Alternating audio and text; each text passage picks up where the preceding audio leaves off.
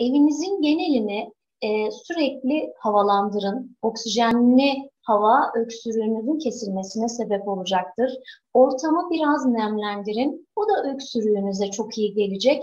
Tuzlu su ile gargara yapmak genelde iyi gelir diye tarif edilir. Lakin tuz oranı biraz arttığında bunu da yutabileceğiniz için tansiyonunuzu artırabilir, baş ağrısı yapabilir, birçok sebep olabilir. Onun yerine benim isteğim sirkeli suyla gargara yapmanız ya da ada çayı demleyip e, ılıklaştıktan sonra ada çayıyla gargara yapmanız. İşte bunlar size çok daha iyi gelecek tamamen bitkisel kökenli çözümler.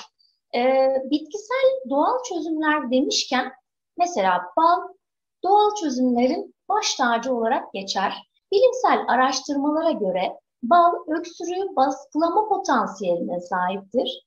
Doğrudan tüketebilirsiniz. Çayınıza ilave edebilirsiniz ama çayın çok sıcak olmamasına özen gösterin. Hatta biraz önce size ada çayı demleyip gargara yapın demiştim.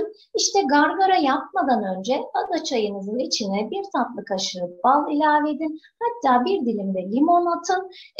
Bunu tüketin. Çok az dibinde kaldığı andan itibaren de ılıklaşsın. Onunla da gargaranızı yapın. En iyi gelen bitkisel çözümlerden diğeri zencefildir. Antiinflamatuar özelliği olan zencefil kuru öksürüğe iyi gelir. Zencefili taze olarak alıp çayınıza katabilirsiniz. Ayrıca toz zencefil de kullanabilirsiniz. Hatta sabah kalktığınızda boğazınız hafif yanıyorsa, bağışıklığınızı güçlendirmek istiyorsanız, ağız kokusunu da sabah kalktığınızda yok etmek istiyorsanız, evden çıkarken ağzınıza küçük bir parça zencefil atın. Bunu çiğneyin. Daha sonra bunu istiyorsanız yutabilirsiniz de size çok iyi geldiğini zaten göreceksiniz. Kekik. Benim favorim kesinlikle kekik. Muhteşem bir besindir. Çok iyi bir baharattır daha doğrusu. Bu baharatı alın.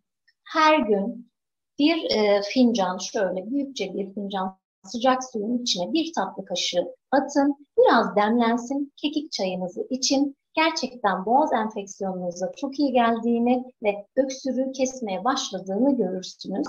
Sağlıktan ötesi yok. Kendinize çok iyi bakın.